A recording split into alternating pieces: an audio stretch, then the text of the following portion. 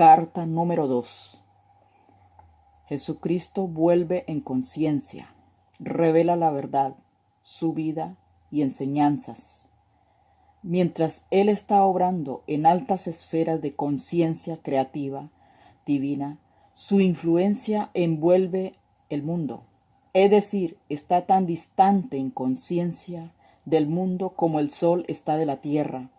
No obstante, si se le llama con sinceridad, estará tan cerca como sea necesario para ayudarnos. Habrán muchos que no podrán recibir estas cartas. Es porque aún no están preparados, y también habrá muchos que intentan destruirlas, ya que sus enseñanzas son una amenaza para su religión o sustento. Mas no tendrán éxito, pues la oposición reforzará estas cartas.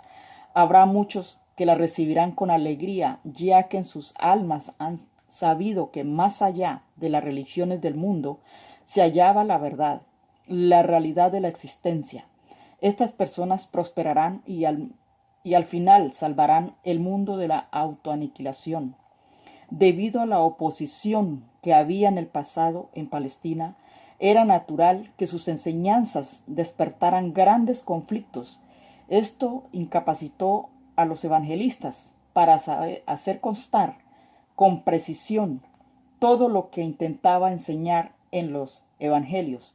En algunas parábolas se describe el reino de los cielos o el reino de Dios. Sin embargo, en ninguna parte ha intentado escudriñar esas mismas palabras, es decir, cuál es el verdadero significado espiritual del reino de Dios o el reino del cielo. Puesto que no hubo éxito, es necesario que se haga otro intento en esta era, porque es sobre este más elevado conocimiento espiritualizado e iluminado que se fundará y desarrollará esta era. Pues es esencial que un maestro como Jesucristo y otros más que han habido sensibles y comprometidos mental y espiritualmente hablasen de la conciencia o mente universal. Si no fuese así, quedaríamos ignorantes de todo lo que se halla más allá de esta tierra. La Biblia se dice que es el libro más leído del mundo y ha cumplido con ciertos propósitos. El Nuevo Testamento, con todo su bagaje de malas interpretaciones, es un obstáculo para la evolución espiritual. Ya es hora de avanzar hacia una nueva esfera de percepción y comprensión crística.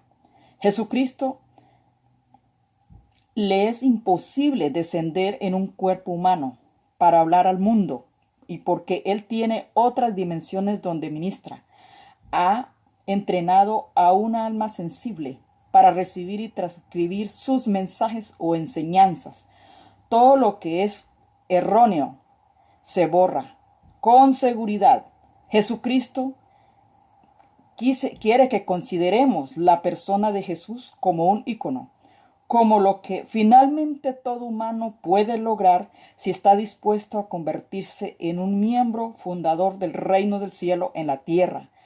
Es por esto que Jesucristo ha bajado hasta el plano terrenal en conciencia para experimentar de nuevo la persona de Jesús, los sucesos, las emociones en las que se vio envuelto. Cuando iba camino a Nazaret, grande era su alegría, pero también su aspecto sucio y descuidado hacía que algunas personas le vieran con desconfianza y se preguntaban si estaría borracho. Otros lo aborrecían, ya no le molestaba como en el pasado. Había sido bendecido con visiones y conocimientos que ellos no entendían. Los bendijo y pidió que su visión interior se abriera de manera similar. Hubieron otros que tuvieron compasión y le brindaban pan y vino, y en las noches alguien le ofrecía posada. No sintió que era el momento para hablarles de su experiencia en el desierto. Cuando entró al pueblo de Nazaret, los aldeanos se burlaron de él, porque por su aspecto sucio y su ropa hecha jirones, le gritaban: sucio, holgazán. Esas por no decir las palabras más fuertes que le gritaron. Al llegar a la puerta, de su madre, sentía pavor por lo escandalizada que estaría ella y sus vecinos al ver su aspecto delgado, ojos hundidos, huecos en las mejillas, la cara quemada, los labios con ampollas por el sol, barba larga, su ropa sucia y rota. Al llamar a la puerta, su hermana abrió la puerta, lo miró boquiabierta, asustada, cerró la puerta, la oyó que corría y gritó a su madre. Le decía: ven, deprisa, ahí en la puerta hay un hombre viejo y sucio. Su madre, refunfuñando, vino a la puerta, la abrió y se quedó inmovilizada. Él le sonrió por un momento. Ella lo miró de arriba abajo, horrorizada al ver que este hombre era su hijo rebelde, Jesús. Él le ofreció la mano y ella le dijo que le dijo que él le causaba mucha pena, pero que si podía ayudarlo. A lo que ella, empujándolo hacia adentro, cerró la puerta y mandó a su hermana que colocara agua a calentar, y diciéndole que su hermano estaba muerto de hambre y no importaba en qué lío se había metido. Nos pertenece, le dijo.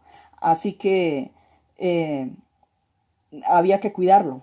Le quitó la ropa con cuidado, lo bañó hasta dejarlo limpio, le cortó el pelo y la barba y suavemente cubrió las llagas en el cuerpo y labios con ungüento. Le colocó una túnica limpia y le hizo sentar para tomar los alimentos, y luego lo acostó en una cama y lo cubrió. Al despertarse él se sentía muy renovado, y al hablar con su madre y contarle la verdad de lo que él que él era el Mesías, pero que no de la manera que los judíos imaginaban. Es decir, podía salvar a la gente de los malos resultados de sus actos, ayudarlos a encontrar salud, abundancia, satisfacción a todas sus necesidades. También enseñarles cómo había sido creado el mundo. Eso la ilusionó, que quería contarles a sus vecinos que su hijo era en verdad el Mesías, pero él se lo impidió al contarle le había sido revelado, que la creencia en un Dios vengativo y cruel no existía. Esto le asustó y se disgustó, que dijo: ¿cómo gobernará el mundo Jehová para hacernos buenos y que escuchemos a los profetas si él no nos castiga? ¿Vas a traer más vergüenza a esta casa? Empezó a llorar muy enojada, diciendo: no, que no había cambiado nada, excepto lo que dices, que como podía creerle que él era el Mesías, que iba a llevar a más tormentos a su pueblo con esas extrañas ideas. Al oír los lamentos de su madre, sus hermanos vinieron y querían echarlo de la casa, a lo que él se ofreció marcharse, pero su madre se lo impidió, y le dijo a sus hermanos, diciéndoles que pararan ya de discutir y que él se podía quedar hasta que se considerara que podía hacerlo, y también para convencerlo de su insensatez, que ella consideraba que lo que él estaba haciendo. Entonces sabía que si Y también sabía ella que si salía a las calles en esas condiciones, pues la gente le iba a tirar hasta la basura encima, hasta los más buenos iban a hacer esto, y que nunca iba a ser aceptado. Así que permitió que él se quedara ahí y lo cuidó y lo alimentó todos esos días con ella. Así que él, de agradecido, él le sonrió, le dio las gracias, le dio un beso con cariño, lo que ella estuvo muy atenta con él, le hizo vestimentas nuevas. Ella sabía que para él moverse entre los ricos y pobres había que estar adecuadamente vestido. A veces había escasez de comida en casa, recurría al Padre Creador y la repuso sin decir nada. Tampoco ella le dijo nada. En una ocasión le sorprendió en sus manos con el padre colocando un pan recién horneado en sus manos. Ella sabía que ese día no había estado fuera, ni que el horno tampoco había sido prendido. por lo que sin decir nada lo observaba pensativamente. Ya no se sentía segura de lo que creía y se preguntaba, ¿qué le ocurrió realmente en el desierto? ¿Cómo podía ser un pan realmente sin el horno, sin fuego? ¿Qué significa esto? ¿Será que este es el Mesías? Su hermano se cortó la mano, tenía mucho dolor cuando se infectó, le impuso las manos sobre la herida y oró y sintió que el poder fluía dentro de sus manos. Su hermano extrañado le dijo, el dolor ha desaparecido. Aunque no se sentía muy contento por ayudarle, pues se sentía celos de él. Su hermana se escaldó la mano y otro hermano se quejó de fuertes dolores de cabeza. A ambos los sanó. Sus hermanos bromeaban acerca de sus poderes mágicos. Decían que qué mal les haría si lo hacían enojar. Su madre podía ver que había cambios en su comportamiento. Esto la hacía sentirse mejor, en paz. Era más atento con ella. Escuchaba sus quejas de mujer, la ayudaba en la casa, arreglando los muebles rotos, iba a las granjas a buscar frutas y vegetales. Llegó a quererla como a su madre con ternura y compasión, como una madre debe ser amada. Ella un día le preguntó, ¿todavía crees que Jehová es un mito? A lo que él respondió, pues Job dijo que si Jehová retirara su aliento, toda carne vendría abajo. Ese es el Jehová en quien yo creo y a quien yo vi. Ella dijo que nadie había visto a Jehová. Él le respondió que él había visto a aquel que hizo que todas las cosas tuvieran su ser. Lo llamó Padre, porque es el amor perfecto, más perfecto que el de una madre, y que era el Padre que a través de él había traído todo lo que necesitaba en casa y había sanado a sus hermanos. Entonces preguntó, ¿qué hay del pecado? A lo que respondió que no había pecado como lo entendemos, que nacemos para comportarnos como lo hacemos, que había que buscar una manera de superar nuestros pensamientos y sentimientos. Es lo que nos separan de la protección del Padre. Nos traen enfermedades y miseria.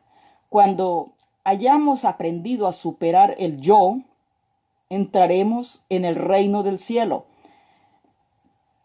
Entonces estuvo él estudiando las escrituras para poder hablar con los fariseos y escribas con más confianza. También para saber lo que se había escrito de él, o sea, del Mesías. Sabía que él era del quien los profetas habían escrito. Así que salió un sábado a la sinagoga de Nazaret para hablarles y como era la costumbre, le dieron a leer el libro de Isaías. Él escogió el texto que decía, el Espíritu del Señor está sobre mí, porque el Señor me ha escogido para dar la buena noticia a los pobres. Me ha enviado para proclamar la amnistía a los cautivos y para recobrar la vista a los ciegos, para dejar en libertad a los oprimidos, para proclamar el año de gracia del Señor. Luego se sentó, diciendo, hoy habéis visto esta profecía cumplida en mí. Por lo que los hombres lo miraron atónitos y siguió hablando, sabiendo que el Padre estaba con él. Y así llegaba las palabras sin vacilación. Habló su experiencia en el desierto y la visión del niño que crecía hasta ser hombre y se envolvía en ataduras y cadenas mentales sin saberlo y quedaba así apartándose de Dios y así se exponía a que vinieran entidades, lo esclavizaran a la pobreza, enfermedad y miseria. Pues es luz, Dios es luz y la luz es la sustancia de todas las cosas visibles. Es el amor que hace todas las cosas para que las disfrute el hombre. Hubo un gran silencio cuando terminó de hablar. Sintió que algo poderoso los había elevado a un plano más alto de pensamiento, por lo que no quiso que nada irrumpiera aquel momento. Pero luego empezaron a murmurar entre ellos, preguntándose quién era él. Otros decían es Jesús, su familia lo conocemos. Otros decían no aceptaban porque hablaba con autoridad.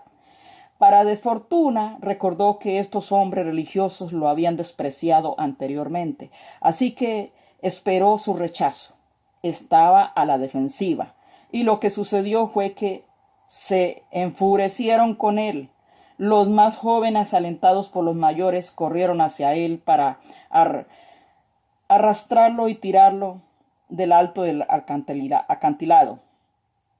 Oró al Padre para que los salvara y de repente parecían tan alterados que se confundían y se volvían unos contra otros, que no le vieron cuando escapó. Llegó a la ciudad de Capernaum. En la calle se encontró con una mujer que estaba cargada de cestos, estaba triste, había estado llorando. Él le preguntó a dónde podía encontrar alojamiento.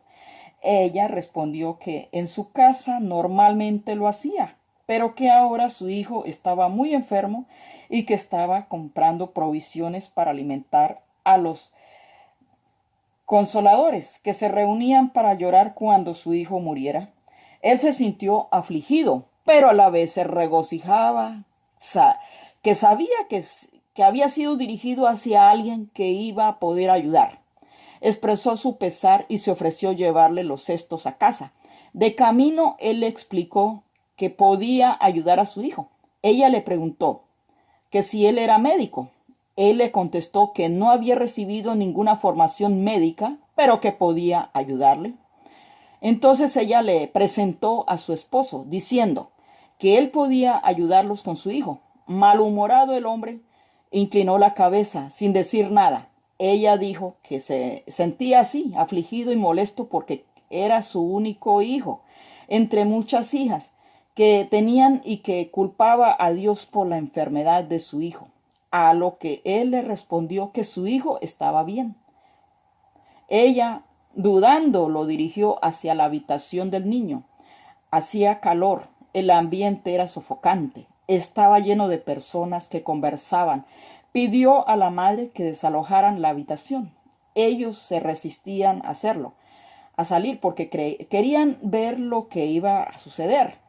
Discutían con el padre de que qué podría hacer este hombre si el médico no había podido hacerlo. Entonces el niño estaba muy pálido, tenía fiebre, diarrea, había perdido mucho peso. El médico lo había desahuciado. Entonces él colocó las manos sobre la cabeza del niño. Oró y dio gracias de todo corazón, sabiendo que el Padre Vida fluiría a través de sus manos al cuerpo del niño. Sintió un calor extremo y un hormigueo en las manos. Comprendió que el Padre lo había sanado. Los padres, angustiados por lo que ocurría, se cogieron de la mano y miraron con asombro cómo el color pálido de su hijo se tornaba a un rubor más sano. Esto los llenó de felicidad. El niño lo miró alegremente y dijo: gracias, estoy bien ahora. Tengo hambre y quiero comer. La madre veía, lo abrazó, se reía, lo abrazó, le decía que el médico había dicho que no le diera de comida nada, sino solo agua. A lo que él le sonrió y le dijo que estaba sano ya el niño, que le diera pan y vino, que él lo iba a aguantar. Y su padre Sedequía se regocijaba también de gratitud. Lo abrazaba al niño, así que le dio la mano al Señor, le daba palmaditas en el hombro, meneando su cabeza como no podía ni hablar por las lágrimas que corrían por sus mejillas, en señal de agradecimiento a Jesús por lo que había hecho. Luego salió y dijo a sus invitados que su hijo casi muerto había recobrado la vida. Los presentes estaban incrédulos, asombrados y a la vez regocijados por tan maravilloso milagro. Aquellas personas lo rodearon y le pidieron que fuera a sus casas, pero él se quedó en la casa de Sedequías. Después que todos hubieron comido, Sedequías les dijo que había hecho algo que ningún sacerdote ni médico podía haberlo hecho como él. Entonces él consideró que esa sanación provenía de Dios y dijo, y creo que viene de Dios. A lo que él le respondió que así era y preguntó que si era un castigo de Dios por algo que él había hecho anteriormente y podría haber, que había podido haber cometido, qué pecado tan grave para que Dios quisiera quitarle su hijo. A lo que Jesús le respondió que Dios nos da la vida y el ser y no nos la arrebata como un hombre arrebata algún tesoro a otro porque está enfadado con él. Dijo que el hombre es el que se comporta así, no Dios, y que Dios no está sentado sobre un trono en alguna parte del cielo, como se sientan los reyes para gobernar, que estos son solo creencias humanas. La manera de Dios está muy por encima de cualquier cosa que muy por encima de cualquier cosa que la mente humana pueda concebir o imaginar. Y dijo, solamente yo lo he visto y lo llamo Padre, porque obraba dentro de cada ser vivo, manteniéndolo sano y nutrido, tal como un padre trabaja para alimentar a sus hijos. Otro preguntó que cómo un ser individual podría estar en todas partes al mismo tiempo. Entonces les dijo que el aire estaba en todas partes y no se veía, pero que era real y muy importante para respirar o moriríamos. Es así que está alrededor y por encima nuestro. Luego le preguntó, ¿cuál es la parte más real y valiosa del hombre, su cuerpo o su mente? Algunos respondieron que era el cuerpo y otros respondieron que era la mente. Y claro que sí, es la mente porque es la que impulsa el cuerpo a moverse, comer, dormir, aunque no la vemos. Sabemos que tenemos una mente a causa de los pensamientos que produce. Funciona a través del cerebro. El cerebro nacido de carne no puede producir pensamientos, sentimientos, ideas o planes. Es el Padre que está presente en todas las cosas. ¿Y cómo sucede todo esto? No lo sabemos y ni siquiera lo podemos imaginar. Y así continuó explicándoles el trabajo que el Padre Vida o Mente realizaba con cada ser vivo y que Él por sí mismo no podía hacer nada, que solo había que tener fe sin dudar y creer que el Padre Conciencia Divina lo hacía todo, que la conciencia divina no sostiene nada, no rechaza nada, no condena nada. Todo lo que hace el hombre que él llama pecado está tan solo en este mundo y se castiga solamente en este mundo, puesto que es una ley de la existencia terrenal. Como sucede, todo lo que se siembra es lo que se cosecha.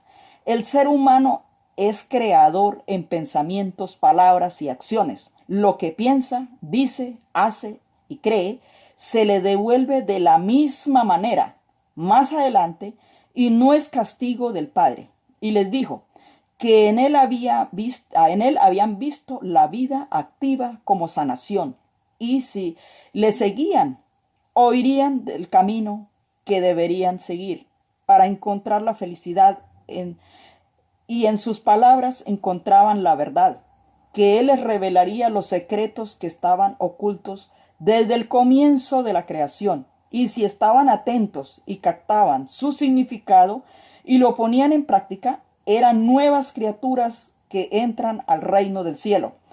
A la mañana siguiente bajó al puerto con Sedequías, con un corazón radiante, feliz, porque ese día se lanzaba a su misión y que muchas personas iban a ser sanados.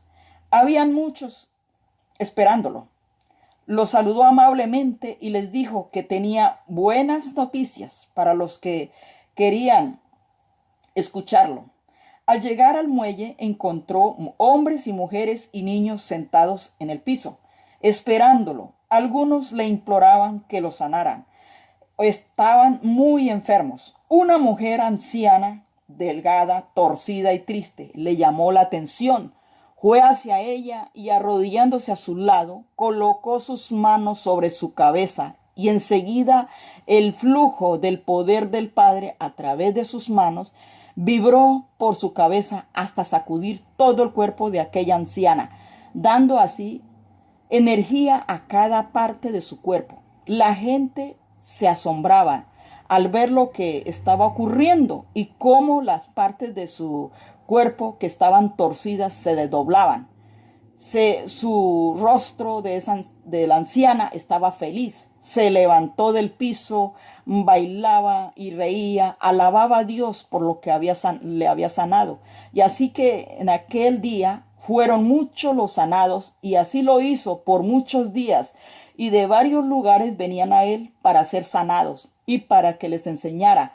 Fue entonces que él buscó ayuda, oró al Padre para elegir a sus discípulos.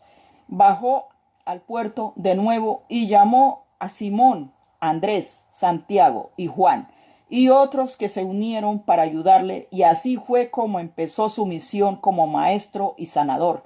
Yendo por las ciudades y aldeas, el Padre Vida le suplía sus necesidades. Siempre había personas que le ofrecían comida y dormida.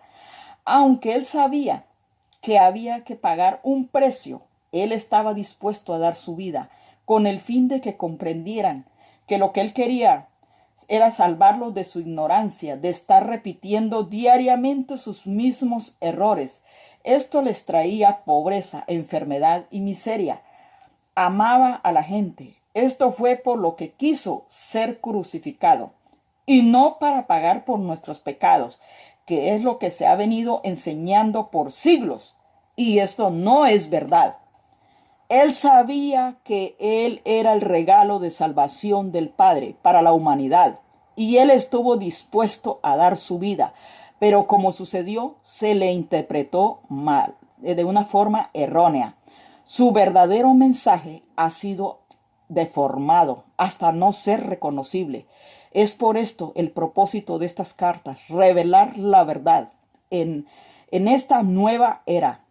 Hablando otra de sus experiencias espirituales, comenta que tuvo gran significado para él y que produjo una impresión duradera en las mentes de sus discípulos y de la gente. Fue un día que se retiró al campo a orar y meditar para recobrar espiritualmente, ya que su conciencia oscurecía al estar ocupado entre las multitudes. Estaba cansado. Llegó a la cueva que utilizaba cuando estaba por esa zona. Se acostó para dormir, pero enseguida sintió el influjo de la vida divina Padre. El cansancio desapareció mientras su cuerpo se cargó con poder de la fuente creativa. Fue elevado en conciencia dentro de una luz dorada. Mientras viajaba hacia arriba, de repente se cambió la luz a un color puro, blanco.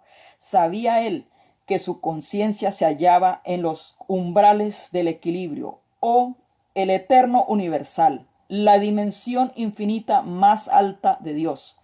Observó la luz y ella se comunicó con él y le infundió con su amor incandescente.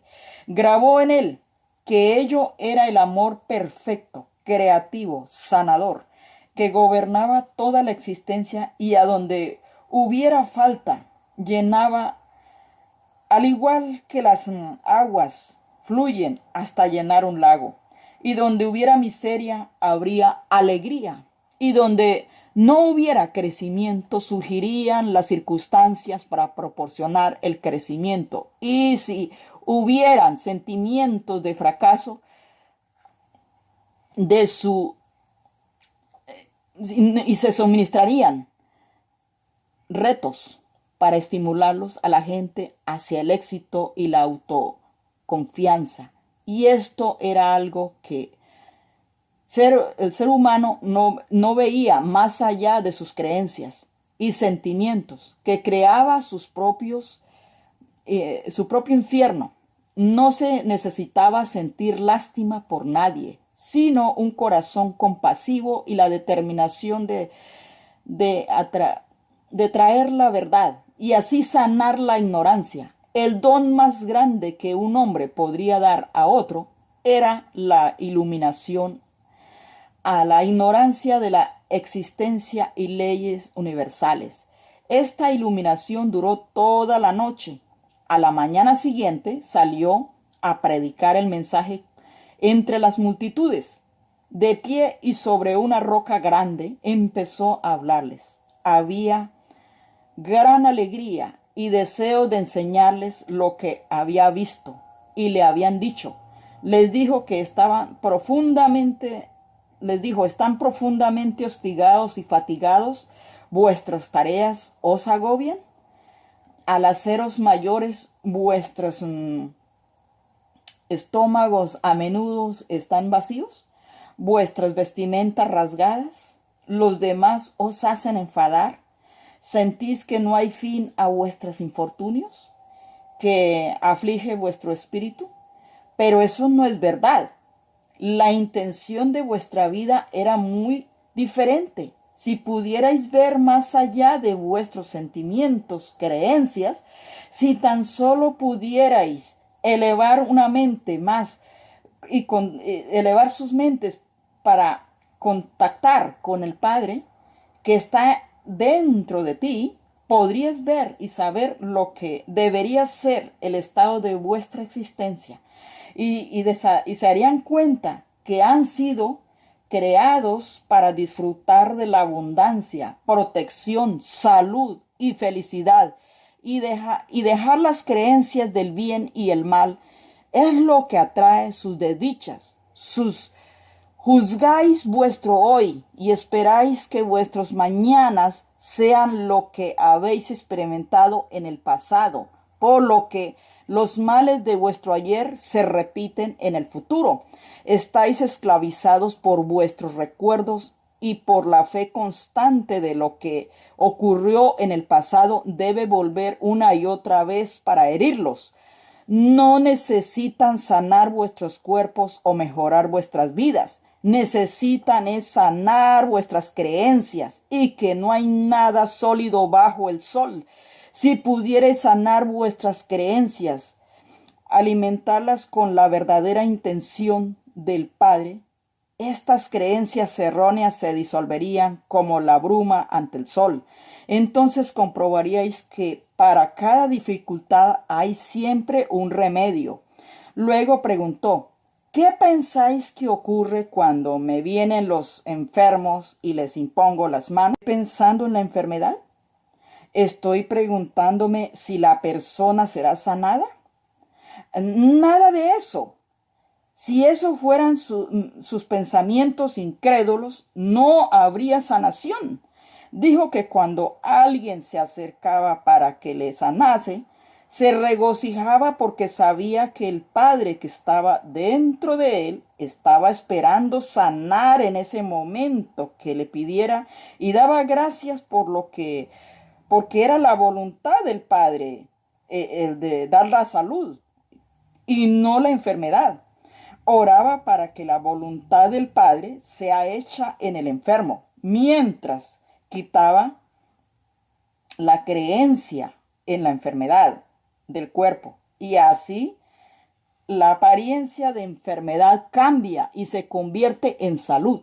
La enfermedad no es más que un bajón de la vitalidad, una reducción de la vida dentro de algún órgano del cuerpo, y no que sea un castigo de Dios o que lo hemos heredado por la familia, que todo esto son creaciones mentales del ser humano, que no había diferencia entre lo que tienen poco en la vida y aquellos que lo tienen todo, pues los ricos y los pobres por igual se enferman, hacen enemigos y se encuentran también solos, que lo que nos hace diferente es que sí, permitimos a la conciencia divina que trabaje dentro de nosotros, tendremos una vida sana y feliz y podemos hacer cualquier cosa posible. Solo benditos cuando tenéis hambre y cuando tenéis sed, porque el Padre que conoce sus necesidades en breve las saciará. Si oramos al Padre, pedimos y creemos, la recibiremos. Había que recordar que todo lo que se cree es lo que se recibe y que la creencia de sacrificios de seres vivos en el templo no les traía más que miseria. Si creían en el castigo, pues castigo recibirían.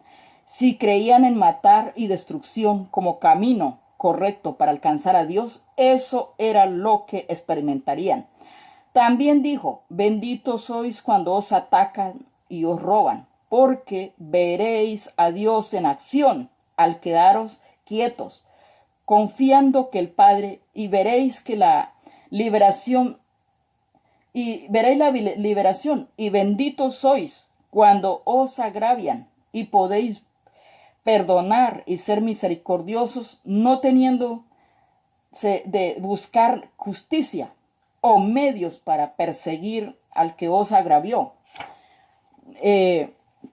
Y más benditos son de todos los puros de corazón, porque estos se han liberado de todo enojo, rencor, odio, y conocerán que la realidad es el Padre dentro de ellos y alrededor y en todas las cosas, y no es en un lugar específico como lo habían enseñado, y que cuando se encontraba el reino de Dios se sentirían muy felices, dijo.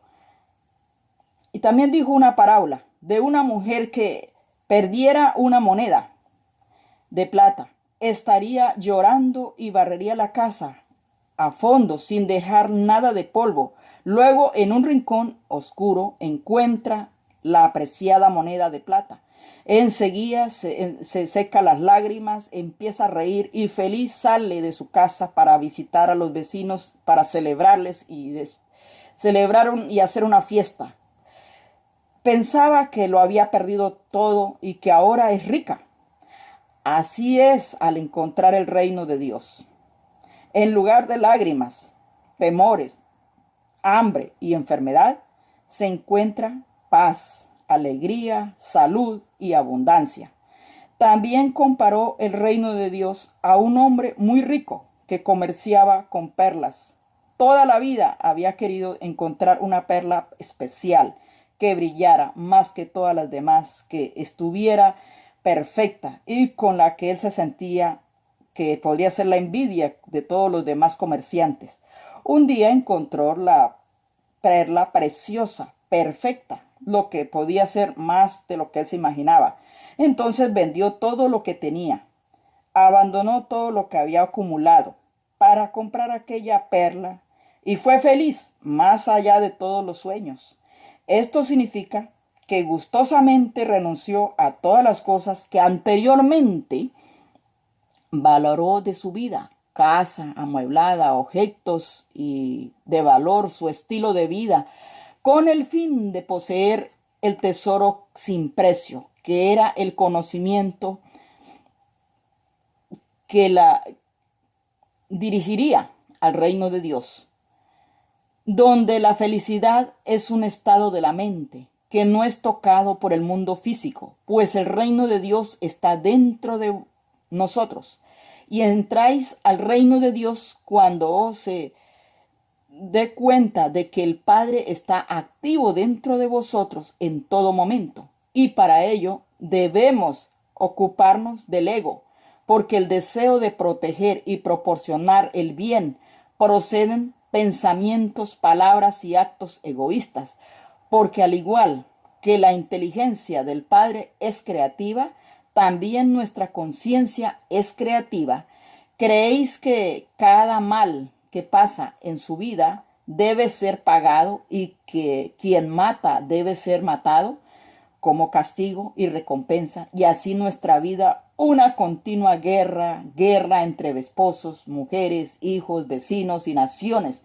Nuestro Padre ignora esta guerra y no hará nada hasta que nosotros mismos pongamos fin a la guerra y busquemos vivir en paz. Recordemos, la gran ley de cosecha, exactamente lo que se siembra. No se puede recoger higos de las zarzas o uvas de los espinos o cosechar trigo de la maleza.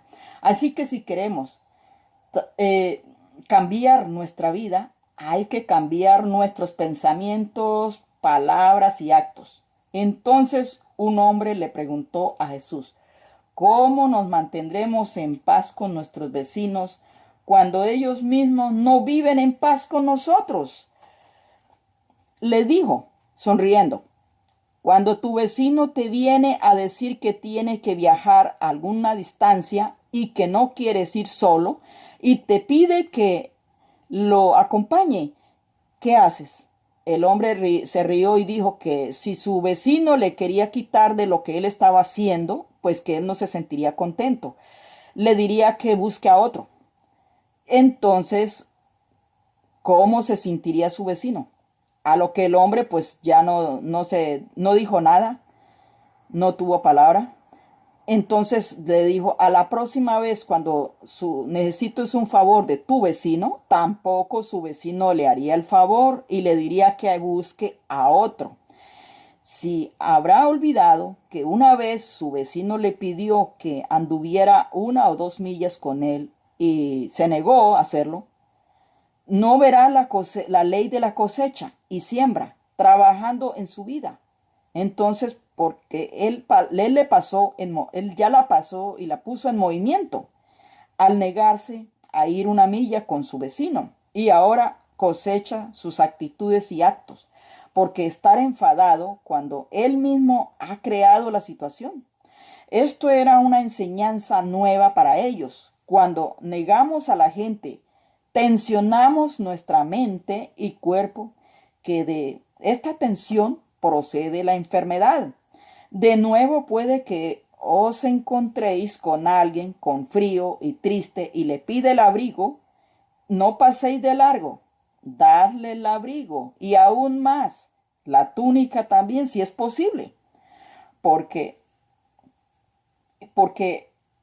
hay que regocijarse después de haberlo hecho. Regocijaos. Primero porque tenéis abrigo y una túnica para dar. Y luego regocijaos porque os dais cuenta de que ahora que os hace falta el abrigo y la túnica, vuestro Padre dentro de vosotros en breve restaurará el abrigo y la túnica, de algún modo sorprendente.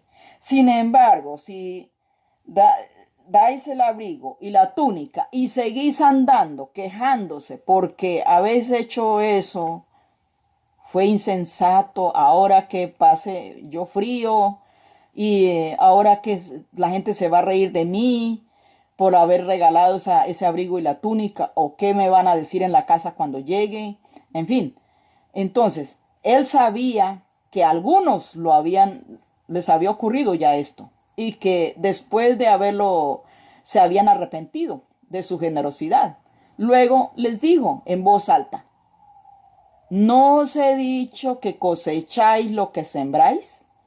¿No os he dicho con toda claridad que vuestros pensamientos, palabras y actos crean vuestros futuros circunstancias? De modo que queréis sembrar para cosechar, después de dar el abrigo y la túnica al forastero. ¿Queréis que vuestros obsequios se restauren o queréis estar sin abrigo y túnica por mucho tiempo? Porque eso es lo que sucederá si seguís el camino disgustado por regalar el abrigo y la túnica. Vuestras palabras y actos sellarán y harán dura como la roca la pobreza que os habréis causado al regalar el abrigo y túnica. Por esto, primero haz a los demás lo que deseáis que os hagan a vosotros. Entonces tendréis paz y contento en vuestras mentes y corazones, y así el Padre hará su trabajo amoroso dentro de vuestros cuerpos. Así que cuando dadlo con alegría, porque según deis, os restaurarán vuestros dones. Y si vuestras oraciones no son contestadas, ¿o será porque en vosotros hay algo que impide que la obra del Padre sea hecha en vosotros y para vosotros? Y si vais al altar para orar y ya de camino recordáis que habéis reñido con alguien, dad media vuelta e id a esta persona para hacer las paces con ella. Luego, al acercaros al Padre en oración, con una mente limpia y un corazón puro, seréis escuchados por el Padre. Y si todavía no podéis creer que el Padre cuida de su creación, mirad a vuestro alrededor, a las radiantes flores del campo. ¡Qué hermosas son! Considerad el brillante pensamiento que diseñó su belleza. ¿Dónde encontraréis los colores que se ven en los pétalos? Con toda su sabiduría, Salomón no fue capaz de que le hicieran tan hermosas vestiduras. Ve cómo las flores atraen a las abejas y las abejas ayudan a traer las semillas de las próximas estaciones. Recordad que estas plantas y árboles vivos, a diferencia del hombre, no pueden quejarse y verse hambrientos y desnudos. Así es, no deshacen la obra del Padre, que hace con ellos. Son vosotros que con vuestras continuas quejas y palabras y agresiones hacia otros, críticas, calumnias, producen carencias y enfermedades, porque lo que debemos cuidar de los demás, como debemos cuidarnos a nosotros mismos. Bendecid con quien surjan alguna disputa, orad por él cuando es duro contigo, y así estaréis construyendo el bien en vuestras mentes y corazones. El bien será la cosecha de vuestra siembra, y así estaréis en armonía y sintonía con él, con el Padre, que es el amor perfecto.